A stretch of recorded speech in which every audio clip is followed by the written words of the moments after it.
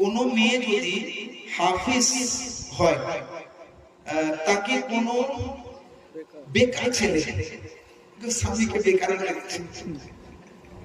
মানে যদি হাফিজ না হয় এটা লিখতে হতো, বেকার ছেলে বিয়ে করা যাবে যে কোরআন জানে না?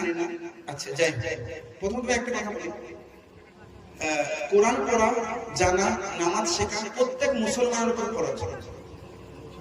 তো এইরকম ব্যক্তিকে বেকার বলে মানে ঠিকই তুলেছে, ভুল কিছু নেই। কিন্তু যাই হোক, যদি কোনো অবস্থাতে ওই ব্যক্তির মুমিন মুসলমান হয়, নামাজ না পড়লে অনেক গুনাহ, সে জাহান্নামে যাবে, এটা কোরআনে আছে, হাদিসে আছে।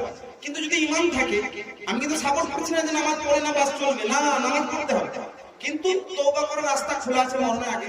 সেই জন্য বলছি, পুরো এরকম যদি বিয়ে না হয় যে পড়েই যায়, ওই বোনকে বলবো যে অসুবিধা নেই, বিয়ে হয়ে যাবে, আপনারা ঘর সংসার করতে পারেন।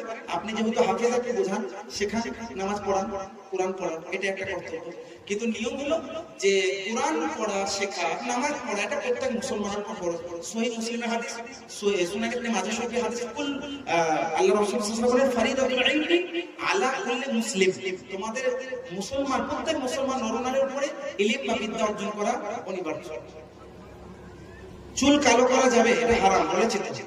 সিকমা, সিকমা খেয়ে কি মানে খাওয়া যাবে কিনা?